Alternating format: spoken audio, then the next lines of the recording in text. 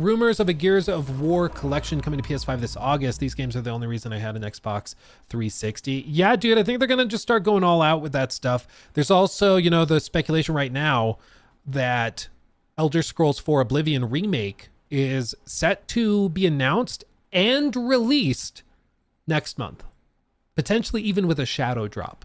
So they may be announcing an Oblivion Remake and dropping it in the same month. That's crazy. If they actually pull it off. I mean, if it's good.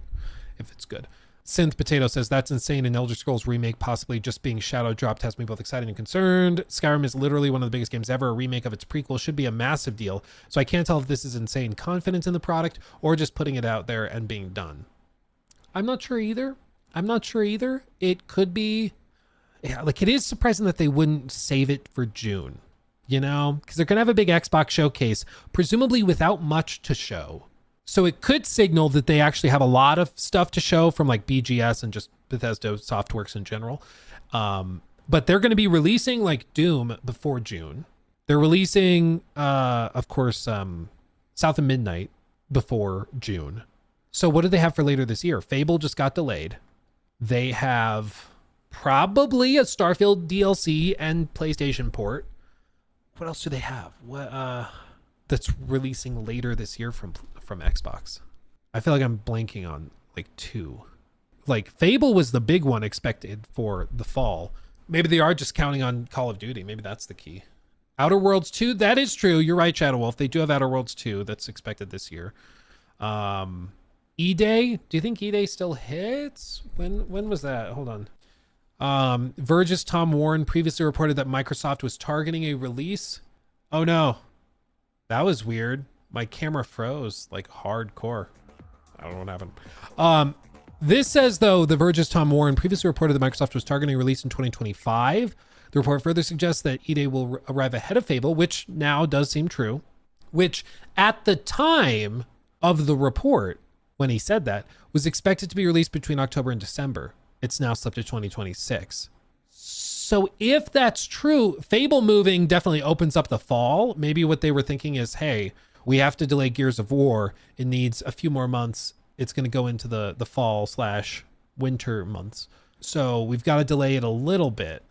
That's interesting. So E-Day, maybe this is all about E-Day. They're just going to do like a big hour-long breakdown of E-Day. And that's going to be, you remember how they did the Starfield showcase where they did like 50 minutes just for Starfield? Maybe they do something like that. Perfect Dark, we just heard nothing about that. Maybe. That could be a cool like surprise announcement.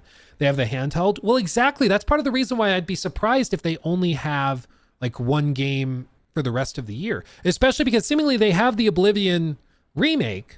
I'm just surprised why they would be dropping it in April when they have other projects releasing in that time period too. Like, why not just save the Oblivion Remake for the fall? Release it the same day as the handheld, you know? The handheld that can't play Xbox games. Yeah, now, I think it was Jez Corden came out and was saying, it appears at this point it will not play Xbox ports. Meaning my dream of a handheld that basically just plays Series S ports to make it really easy to bring like big games to it without developer headaches.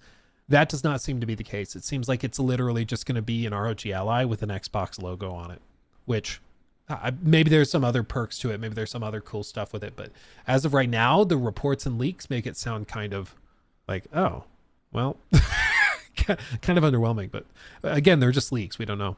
Elder Scrolls 6 deep dive? I don't think so, man, because that still almost certainly is like 2 to 3 years away. Some people have suggested maybe we see it next year, but I think it's way more likely they save it for 2027. They're going to do like a big hardware update. I cannot imagine a world in which they pump that thing out that fast. And it's good. I guess I should clarify. You know, Starfield took them, even if you start the clock at Fallout 76's launch, Starfield took them like 5 years. And 5 years from Starfield would be 2028. So if they take a similar amount of time, that's not ready for next year, you know? So I just don't know, man. It's going to be, I mean, maybe they blow us away, but I see no reason to think that they will be able to blow you away.